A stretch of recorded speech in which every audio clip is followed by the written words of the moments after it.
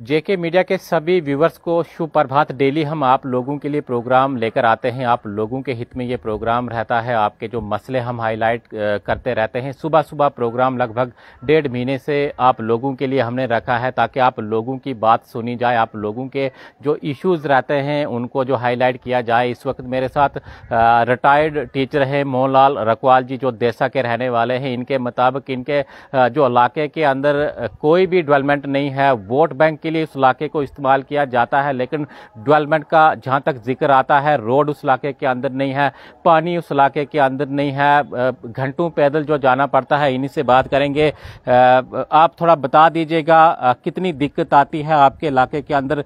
Road नहीं है, पानी नहीं है, या इसके अलावा जो मेडिकल फैसिलिटी किस प्रकार की है, एजुकेशन किस तरह से उस इलाके के मेडिकल फैसिलिटी वहाँ पर है ही नहीं। हमें जब कोई बीमार हो जाता है उसको उठाकर यहाँ डोडा तक ले जाते हैं, गाड़ी नहीं मिलती है, कोई सहूलियत नहीं है, पैदल चलना पड़ता है। तो ऐसे बीमार भी हैं जो रास्ता में ही ख़त्म हो जाते हैं। कितना टाइम लगता है रोड से आपके गांव पहुंचने में? हमारे गांव में तो 1.5-2 घंटे लगते हैं। बाकी सीखली है 3 घंटे का रास्ता है, 4 घंटे का रास्ता भी है। इन पंचायतों में सिर्फ गेई में रोड है, बाकी कोई नहीं। गेई पंचायत में रोड है, हमें कोई सहूलियत नहीं है। गेई में भी कोई डॉक्टर की सहूलियत नहीं है। कितनी आबादी उस इलाके के अंदर है जहाँ पर अभी भी रोड जो पहुँचाई नहीं गई? जनाब 10,000 तो वोट है वहाँ के, तो हम लोग तो वोट हुकूमत को देते रहते हैं। जब भी कोई आया तो हमने उसको वोट देकर जिता लिया। 5 साल के बाद ही वो आदमी नजर आता है हमें, उसके बाद कोई नहीं आता है, सिर्फ वोट मांगने आते हैं। देखिए, इलेक्शनों के टाइम बड़े बड़े वादे जो लोगों के साथ किए जाते हैं कि आपके ये काम करेंगे। किसी पार्टी का नाम हम लेना नहीं चाहेंगे क्योंकि सारी पार्टियां आती हैं, वादे करते हैं, लेकिन बाद में किस प्रकार से काम होते हैं, क्या आपका कहना है? बस जनाब बाद में फिर वो 5 साल नजर ही नहीं आते हैं। हम तो वोट हुकूमत को ही देते हैं। जब वो जीत जाता है तो 6ठे साल आ जाता है और वोट मांगने, बाकी हमें कोई फायदा नहीं देते हैं किसी चीज़ का भी।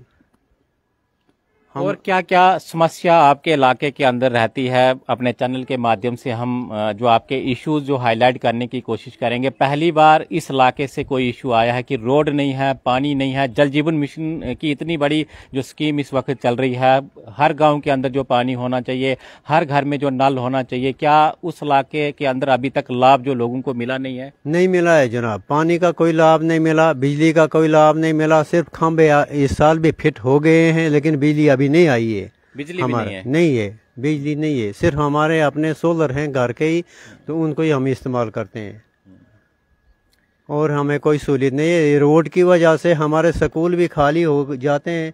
वहाँ पर कोई टीचर बाहर का बैठता ही नहीं है। आते भी हैं तो फिर वो दोबारा ट्रांसफ़र करा देते हैं। हमारे स्कूल खाली हैं, स्टाफ नहीं है स्कूलों में। हायर सेकेंडरी मलान में हायर सेकेंडरी मिल गई है, लेकिन स्टाफ नहीं है।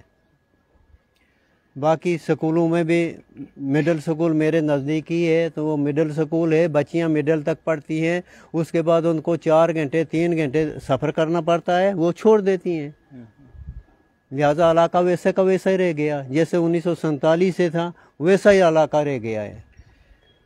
बहुत बहुत शुक्रिया आपका। तो देसा का जिक्र हम कर रहे हैं। इनके मुताबिक रोड नहीं है, काफ़ी ज़्यादा आबादी है, लगभग 10,000 के करीब उस इलाके के अंदर। ये बता रहे हैं कि वोट है, वोट बैंक बनाकर वहाँ पर रखा गया है। हर बार वोट लेने के लिए वहाँ पर जो राजनीतिक पार्टियाँ आती हैं, इनसे जो वोट लेती हैं, बड़े बड़े जो वादे किए जाते हैं, लेकिन फिर उसके बाद इनको कोई अपना मुंह दिखाता नहीं है।